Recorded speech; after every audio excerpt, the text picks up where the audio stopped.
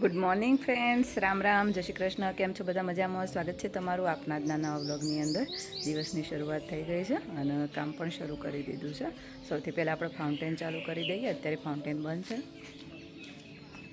તો અત્યારે તમે જોઈ શકો ફાઉન્ટેન બંધ છે. અને આપણા જે ચીની ગુલાબ છે એ પણ મસ્ત ગ્રો કર્યા છે, સરસ વિકાસ થશે એનો. અને ફૂલે બહુ બધા આવ્યા છે. અત્યારે થોડો તડકો ઓછો છે તો એ નહીં ખીલ્યા. જેવો તડકો ચડશે ને એટલે બધા ચીની ગુલાબ મસ્ત ખીલી જશે.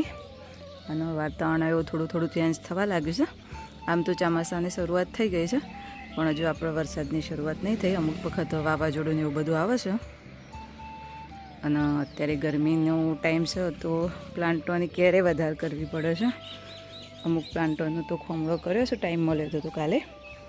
આ વધારે સુકાય છે. આપણે જે મકર સંક્રાંતિની વેલવા આવી છે ને એ અત્યારે ફ્રેશ લાગે છે, પણ જેમ તડકો ચડે ને એમ રેતરાઈ જાય છે. એનો પત્તો જે હોય છે ને એકદમ મતલબ સંકોચાઈ જાય સારી રીતે. તો મોટું ખોમળું બનાવ્યું છે જેથી કરીને પાણી વધારે આપીએ કે. અને આપણા જે એરિયા પ્લાન્ટ છે પાઇનના એરિકા કયું કંઈક કહેવાય, એક્ઝેક્ટલી ખબર નહીં મને નામ. તો એનું પણ પાણીની સગવડ કરી દીધી છે. એ બે વાયેલા છે આપણે. અને મોગરાના ફૂલે મસ્ત વાયા છે. મહેંદીનું કટિંગ કરવાનો વિચાર છે, પણ ગરમી એટલી હોય છે ને તો મન જ નહીં થતું કામ કરવાનું. મહેંદી એ બહુ બધી વધી જાય છે, તો થોડું શેપ આપીને એની કટિંગ કરવાનું છે. મોગરો નમી જશે, એની થોડું કટિંગ કરવાનું છે.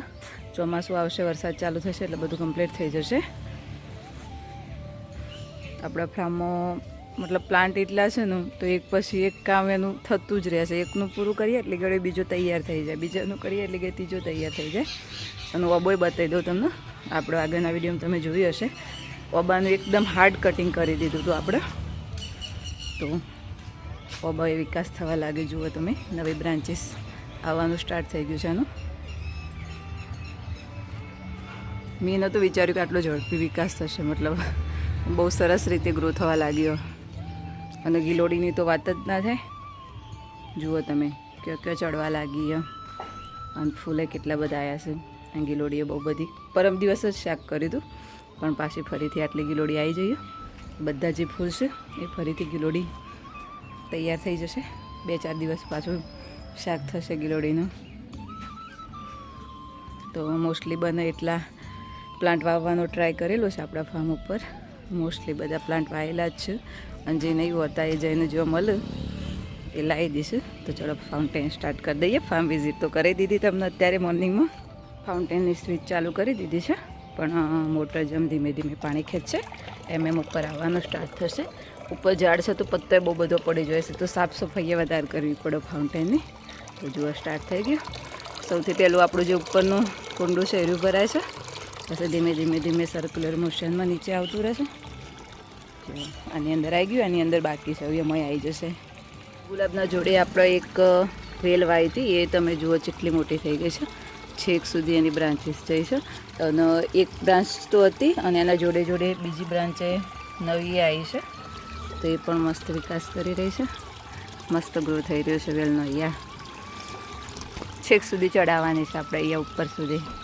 હવે જેવો ફાઉન્ટેન ચાલુ કરે છે ને, હું થોડી દૂર જોઉં ને એટલે બર્ડ્સ આવવાનું ચાલુ થઈ જશે. માનો આવ્યો તો માનવીએ જતો રહ્યો અને હવે પાછું ઘર ખાલી થઈ ગયું. હવે મમ્મીમાં સ્કૂલ ચાલુ થવાની તૈયારીઓ છે.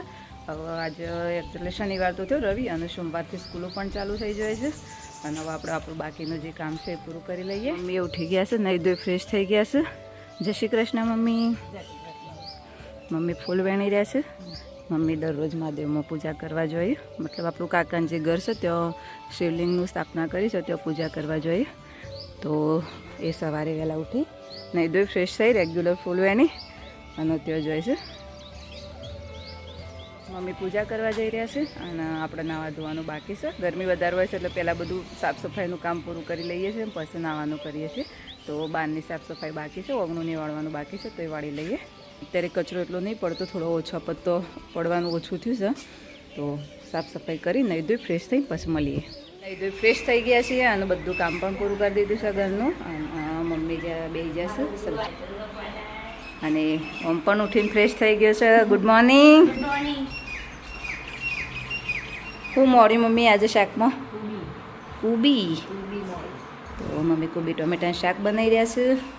અને હું કચરો નાખીને આવી ગયો છે. તારે આવું છે વિસનગરમાં? તારી ઈચ્છા. મમ્મી ટીવી પણ જોઈ રહ્યા છે. કુબી ખુશ ભાવસ પૂછી લેતા પપ્પા હું કીશ લે હેડ. હું જય બંને વિસનગર જઈ રહ્યા છીએ. જયના દાઢમાં થોડો દુખાવો થાય છે. કાલ રાત્રે ચાલુ થયો હતો તો ગોળી ગળી તો રાહત થઈ જાય, પણ પાછું અત્યારે દુખાવા લાગ્યું છે. તો વિસનગર જઈએ છીએ બાપુજીમાં બતાવવા માટે. જય ઓમોનું શું કરવું? ઓમોનું શું કરવું? લઈ જવું છે નહીં આબુ? હા ડાયું છોકરું છે લે. હાલ તો શાંતિથી આરામ કરો, અમે જઈને આવતો રહી હાલ લાજો બેટા. તો જઈને હું 2 જણા જ જઈએ છીએ. જય રેડી? તો ચલો નીકળીએ તાણ. સારું હું જઈએ બેટા. શાક વગારવા બેસજો મમ્મી. હરિઓમ તાણ અમે જઈએ. જઈને આવીએ હો જઈને બતાવીને. જય પાણી બોટલ લઈ લીધી હોત તો એકાદી. ચલો જઈ નીકળ્યા. હવે હું એ નીકળું. કેટલા બધા આવી ગયા છે હવે પાણી પીવા માટે. બસ હવે નીકળીએ છીએ. આમ તો વહેલું નીકળવાનું હતું, પણ પછી કસ્ટમર આવ્યા તો થોડું લેટ થઈ ગયું. અને ચીની ગુલાબના ફૂલ લઈ જુઓ તમે. હવે મસ્ત ખીલી ગયા છે ને, કેટલું સરસ લાગે એકદમ કલરફુલ. આ ફ્લો થોડો ધીમો કરવો છે પાણીનો. પાણીનો ફ્લો થોડો ધીમો કરવો છે. ફાઉન્ટેનમાં પાણી થોડું ફાસ્ટ પડી રહ્યું છે, તો નીચે કંઈક એનું બટન છે જે દબાવશે એટલે પાણી થોડું ઓછું આવશે. તો એ પણ કરી લઈએ. જે ગાડી કાઢી રહ્યા છે ત્યાં સુધીમાં હું ફાઉન્ટેનનું કામ કરી લઉં અને પછી નીકળીએ. પાણીની બોટલો લઈ લીધી છે. ગરમીનું પાણી વધારે જોઈએ છે અને બહારનું પાણી ઓછું ભાવે છે, તો ઘરનું જ લઈ લઈએ છીએ. બટન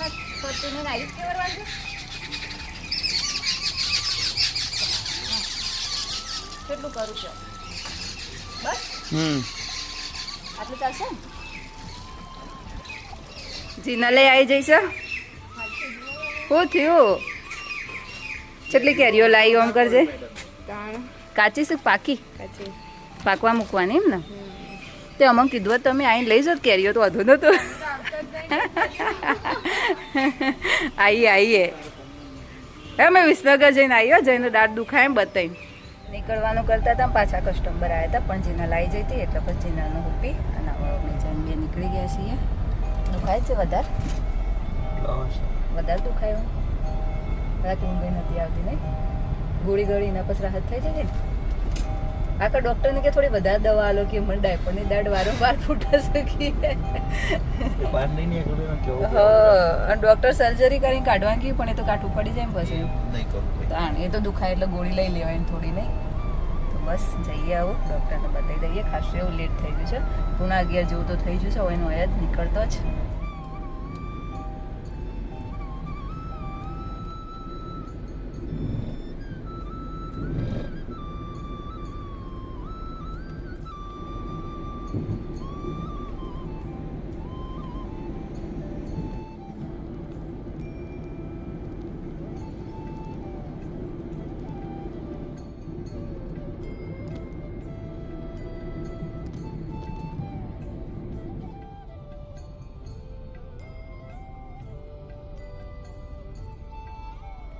પહોંચી ગયા છે. 11:30 જેવું થઈ ગયું છે. હવે જઈએ કૃષ્ણોદય લઈએ અને જયની દવા લઈ લઈએ.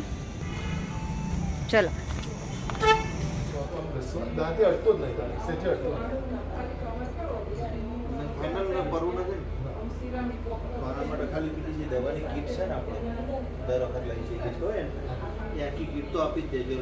દવા લઈ લીધી. થોડું ઇન્ફેક્શન જેવું જ હતું જઈને. હવે નીકળ્યા છીએ દવા લઈ. જમવા જવું છે ને પેલું? શું ખાવું છે? શું ખવાશે? દાળ ભાત ને એવું જ? એમ તો સ્ટ્રોંગ છે દૂધ નહીં? દૂધ તો મારા જ પીલાય છે. તો જઈએ આવું જમવાનું જમી લઈએ અને પછી ઘરે જતા રહેશું. બાટરી બી હીટ મારે છે ને તો નીકળાય જ નહીં. જબરજસ્ત.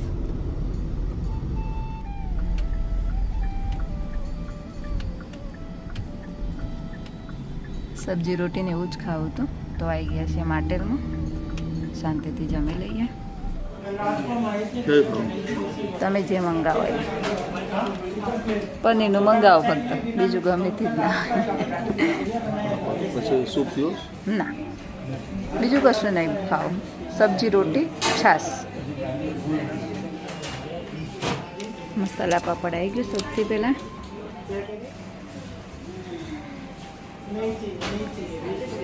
ઓમને કીધું પણ ઓમે ના પાડી, બોલો કે ગરમીનું નહીં આપવું અમારે. બે વસ્તુ આવી જાય, સલાટે આવી જાય ને પાપડે આવી જાય.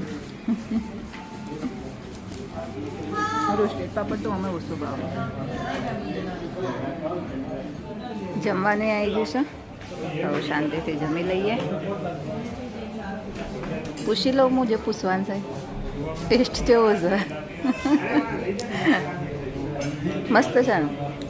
બસ તારું શાંતિથી ખાઈ લઈએ. ગરમ ગરમ છે બધું. સારું જમી લીધું અને હવે નીકળ્યા છીએ વિસનગરથી ગયા જવા માટે. હવે રસ્તામાં જો ભૂર્યા છે કશું લેવા જાય. ઓકે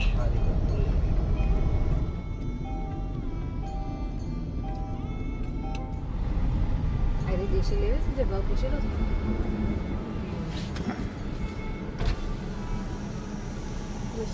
ફોનમાં જો આવું જે મસ્ત નહીં લાલ કલર એકદમ.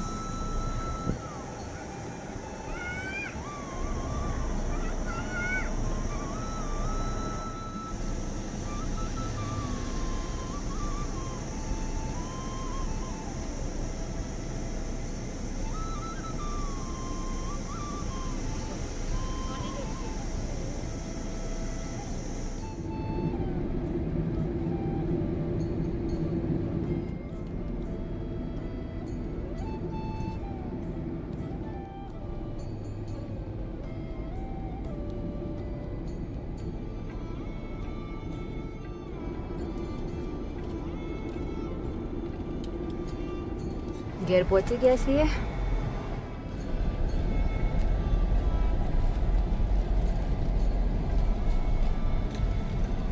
ત્યાં પછી કસ્ટમર આવી ગયા તો સલોનમાં ગયા હતા. આના નીચે આવી ગઈ છું. બહાર બધા આવી ગયા છે. બહાર બધા બેઠા છે શાંતિથી. વાતાવરણ એવું ઠંડુ થઈ ગયું છે. અને હું ફૂલ રેકેટ લઈને બેઠો છે. રમવાની તૈયારીમાં જ. રમવાનું જ છે એમ ને? અમે ઈચ્છા જ હતી રમવાની, કારણ કે બપોરે થોડું ખવાઈ વધારજ્યું છે. થોડું રમબે એટલે પાચન થાય. કયું? અને તારું? તારું છે જુ? હા આવ્યું ચોકન લગાવ્યું છે. જોત ખરા યાર. ધોઈ હુકવી કાઢ્યો. ઓમો આવું સ્કૂલો ચાલુ, વેકેશન પૂરું. જઈને મમ્મી બે બેઠો છું શાંતિથી વાતો કરું છું. આવું દાઢમાં રાહત છે જે ટ્યુબ આલું ઘસવા વાળી. અને આમ પેલું ગોળી ગળી એના પર દુખાવાનું શું થયું થોડું હોજો તો ઉતર તો વાર લાગે ને બગા, થોડો ટાઈમ લાગે.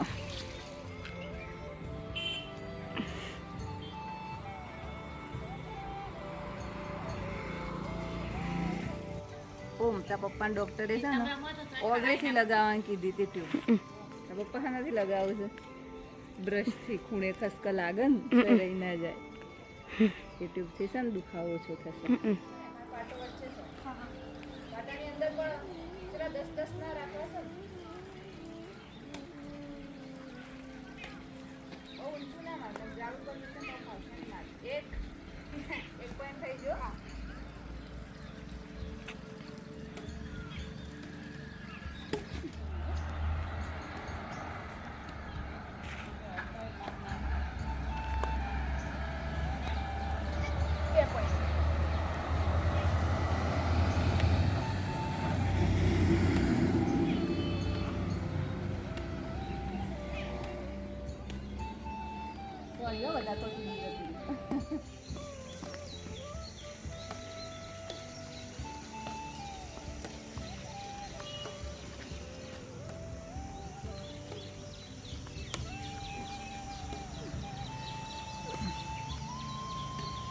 મસ્ત રમતા આવડે મારા બેન આટલા અડીન કટડીન કારણ મારા કોઈ ધંધા કરવા તો હાથે કરીને એવું મારું.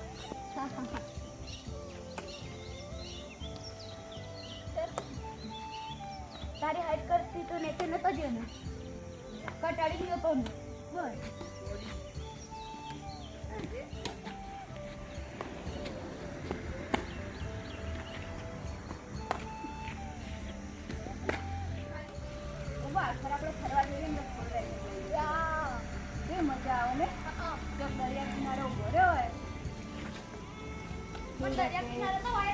ક્રિકેટ કીટ બધું લઈ જાઓ.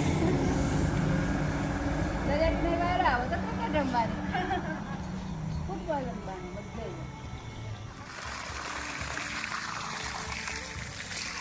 ઓમાં પાછી ઘરે થવા માંડી છે. ઓછી કરવી પડે. આ તડકા લીધે નારિયેળી એવું નહીં પડે છે. પડે છે.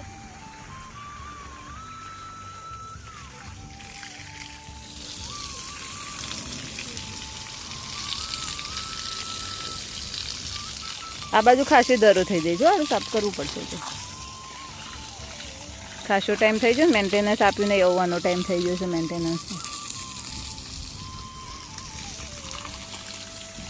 આટલું થળિયું થયું છે અજય અને વૈકલ નીચે નીચે નારિયેળ આવવા માંડે છે. મજા આવે. કેટલો ટાઈમ લાગશે? હજી વર્ષ 2 વર્ષ લાગશે. 2 વર્ષ. ઓહો.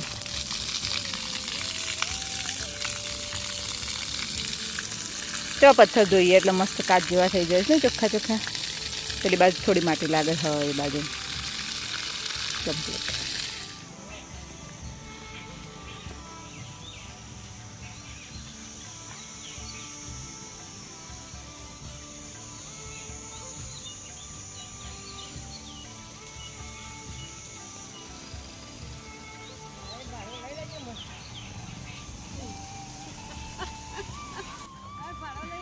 હા વઢાઈ જાય સાર. આવી જાઓ કમ્પ્લીટ.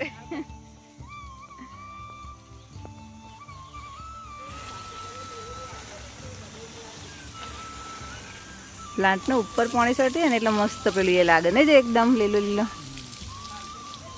નારિયેળી રહી ને એ આખી આમ ડિફરન્ટ જ લાગે બધા ઝાડ કરતા. અમીનો આખો શો જ અલગ લાગે. તમારે જે સૌથી વધારે પ્લાન્ટ કયો ગમે? સેમ મને નારિયેળી જ ગમે. હા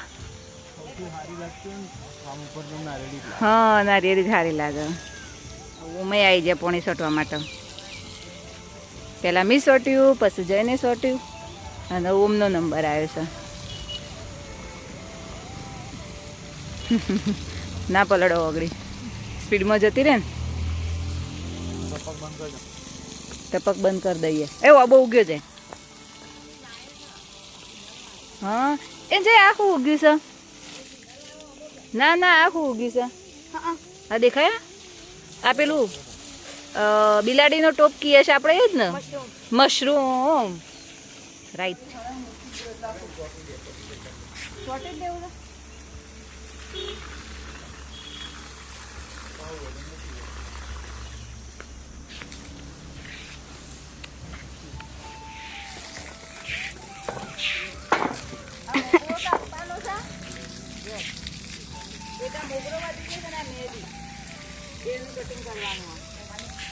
હા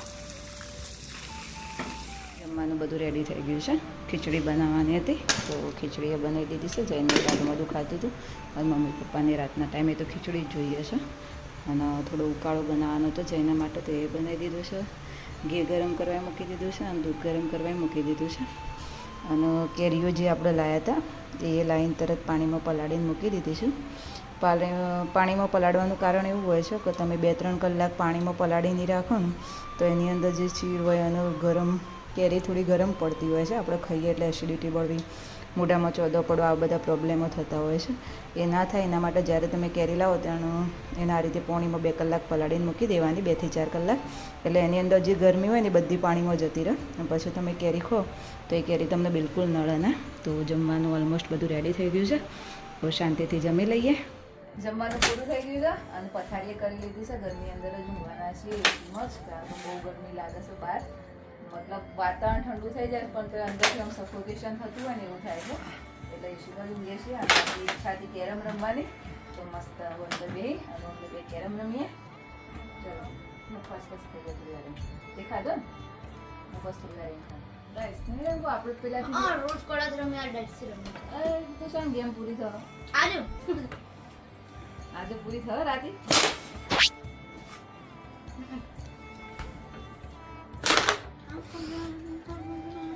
એ થોડી ફોરી પડે છે તો ડાઈસ ફોરું મોબાઈલમાં લો પણ હતી મંગાઈ હતી અલગથી તો નથી આવી બારી જોજો હલતી જ નહીં લાવું આપણા વાળું હા ના ના કલાક આનંદથી રમે આઈ હો મું જઈ હું નાના પ્રેક્ટિસ કરતો હતો